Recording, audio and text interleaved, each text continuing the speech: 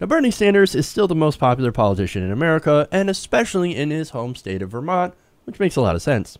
According to a recent Morning Consult poll released on Monday, 75% of Vermonters now approve of Bernie Sanders, which is kind of outstanding and kind of amazing when it comes to popularity.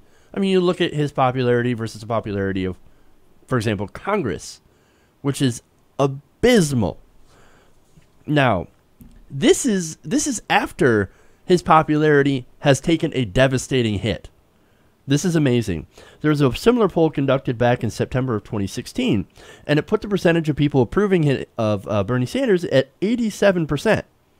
Now, that is a 12% fall. Sanders' disapproval was also up to 21% in the latest poll, which is 9% higher than in the poll in September. And yet, even though he took this gigantic hit, he still has 3/4 of Vermonters saying, no, we love this guy. That's unheard of. That's amazing. Nobody in the country even comes close to these job approval and popularity numbers. I mean, for example, I've got a couple of other polls for you. One that I've talked about before, the Fox News poll done in March that had him polling nationally at 61%. Again, that is the highest approval rating of any politician in the country, and it's a Fox News poll. So he also had a very low disapproval rating at about 32%. So, give you a little context, how did the other senators fare? Well, among the senators with the highest rates of approval, you had fellow Vermont Senator Patrick Leahy, Republican Senator John Barrasso, Michael Enzi, and Independent Senator Angus King, coming somewhat close. Among the senators with highest disapproval, well, we've got Mitch McConnell, we've got John McCain, Lindsey Graham, Lisa Murkowski, and Democrat Claire McCaskill. Disaster. So let me give you the numbers on McConnell. So McConnell remained the least popular senator, according to the poll, with only 44% of Kentucky voters approving of him, compared to the 47% of those who disapprove. They do not like Mitch McConnell. The turtle needs to go back in his shell and get out of here. Mm-hmm. You got to go, sir. And that's after him being improved, his polling numbers improving since September of last year, when 39% approved of him and 51% did not. Very interesting numbers on this. So here's my takeaway, Ron. As far as the Democratic side, turns out when you're a progressive, people like you more. And when you're a centrist like Claire McCaskill, or a corporatist, a centrist corporatist Democrat, you tend to not be popular. So I'm thinking that McCaskill, she's not gonna last a second term. Mm-hmm. Thoughts? No, I think you're 100% right. And even, I mean, piggybacking off of that, even Bernie Sanders, popularity not being quite as high as it was, I think that's because so many people really want him to throw a wrench in the system and start, a new third party. That so many people really are inspired by the Draft Bernie thing. And, you saw it on the campaign trail when Bernie Sanders was really speaking about the issues and putting his platform out there. He was filling up stadiums. When he started stumping for Hillary Clinton, all of a sudden those attendances were significantly less. Mm-hmm. So I think that the reason for some of Bernie's waning popularity, which he's still the most popular politician in the country, making him one of the most popular politicians in the world, but I think the reason that it may have had a bit of a dip for him is because people don't like him playing the game the way that he is. And the optimist in me is saying that he's going to wait until after the midterms to do something revolutionary. But the realist in me is saying he knows that he's older, he's a little tired. He's going to lay as much groundwork as he can within the machine, and then it's going to be up to someone else to take that torch and run with it. I'd like to think it's going to be a Tulsi Gabbard or somebody like that, because I don't know who else it would be. Oh, yeah. Well, I mean, there's a couple of different. There's Nina Turner, who's always a good person to go to. And you even talked to Oh, now I'm blanking on his name, which I should know. I should know this guy's name. You've talked to him on the Jimmy Dore show. He ran a recent Canova? campaign. Tim Canova? Well, there's Canova, but there was another guy. Sam Ronan. Sam? It was Sam Ronan, yeah. So Yeah, people there's like some that, good progressives out there, man. I There mean, are some they're great still progressives. they're still out and about, but Yeah. it's they're not really getting the Not yet.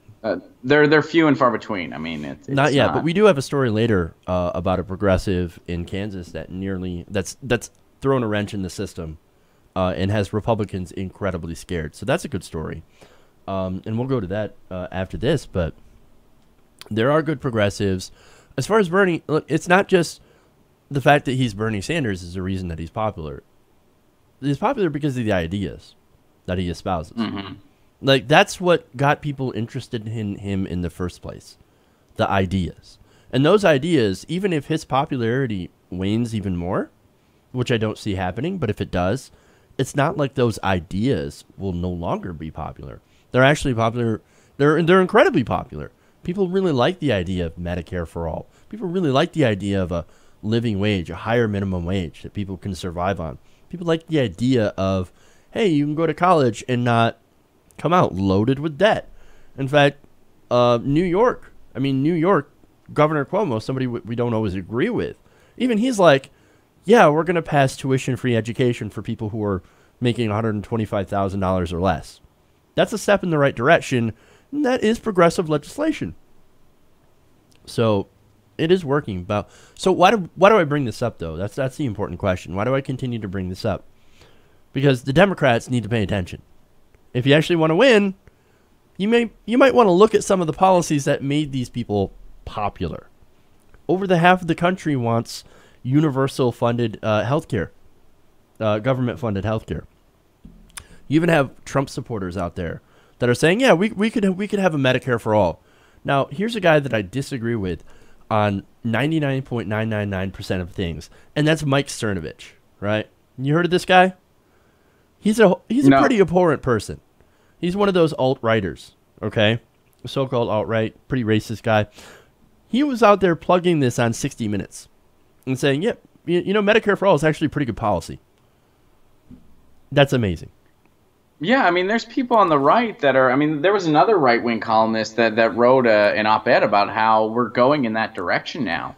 And yeah, it was Charles Krauthammer. A nonprofit single payer is an inevitability, which I agree with that. I think it is an inevitability. I think that's a positive thing. They do not. Yeah. That's the difference.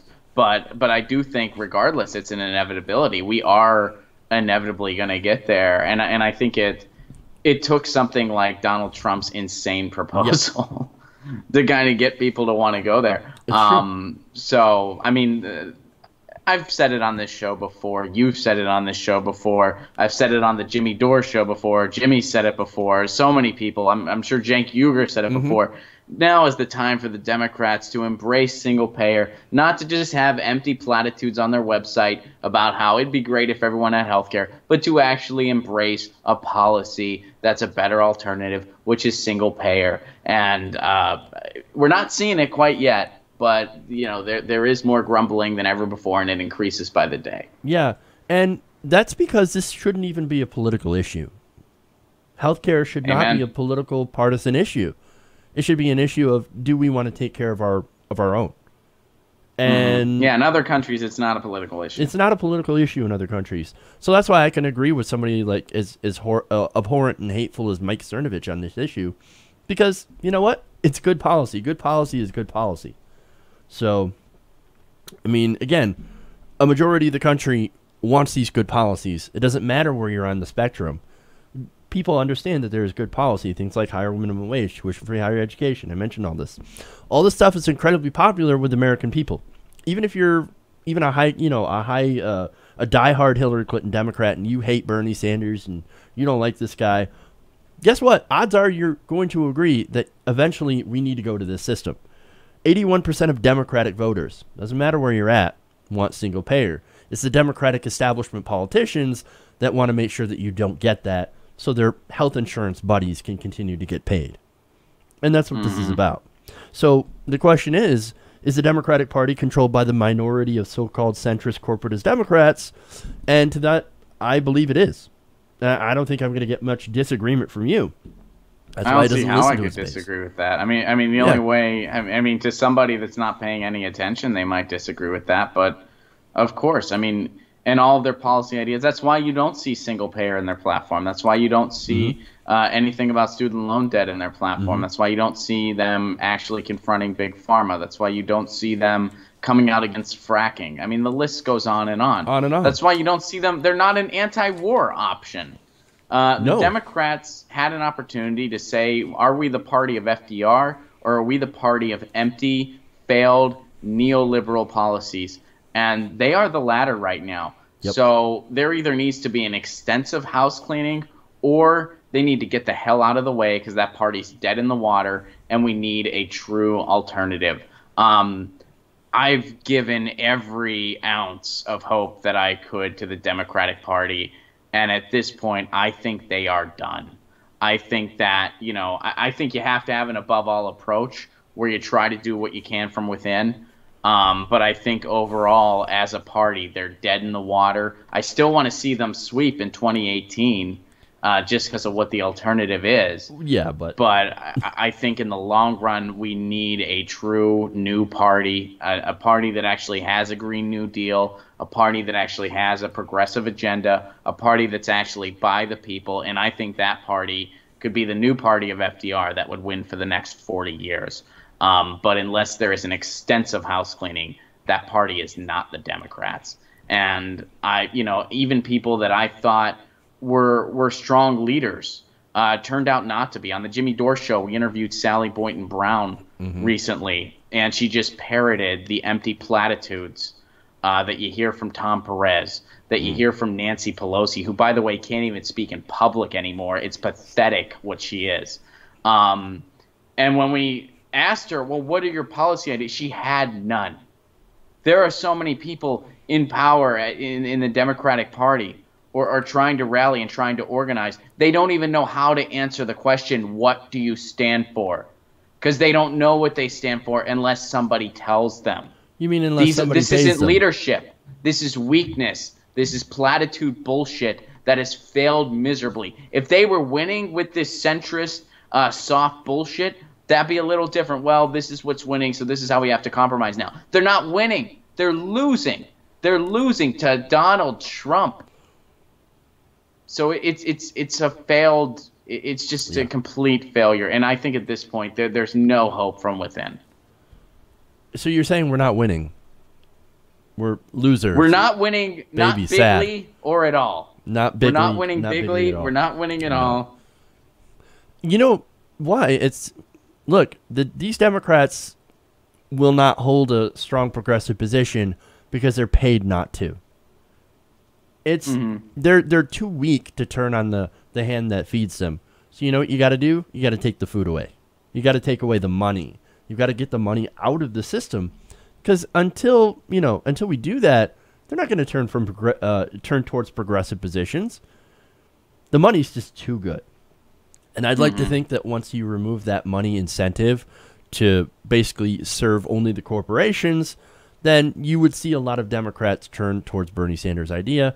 And look, maybe with the threat of being completely wiped out as a national party, which they're pretty damn close, I would also like to think that at least some Democrats are smart enough to realize, oh, right, if we at least try to adopt these positions, maybe we'll win our seat.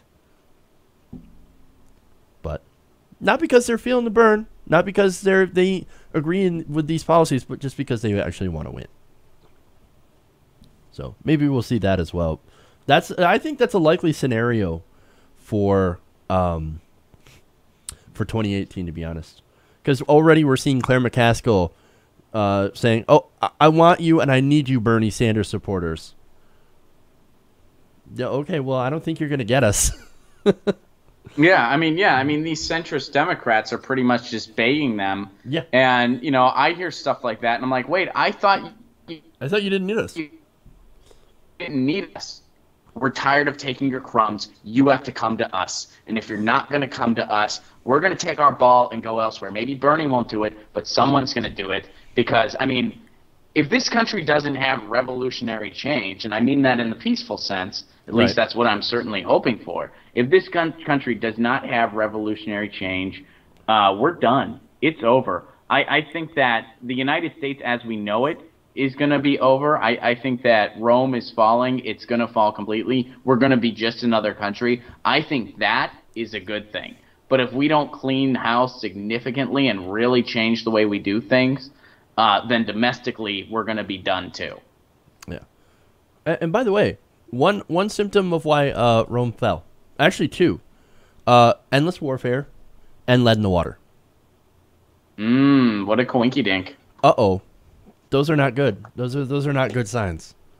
Flint, East Chicago, and all the other different places that we found lead in the water. Oh, look, and of course dropping the mother of all bombs on Afghanistan. We're 2 for 2. Sad. Mm-hmm. Okay. Sad. Hey, everybody. Thanks for watching this video. If you want to see more like this, please hit the subscribe button below. And if you want to support truly independent progressive media, please consider becoming a patron at patreon.com/TYTNation.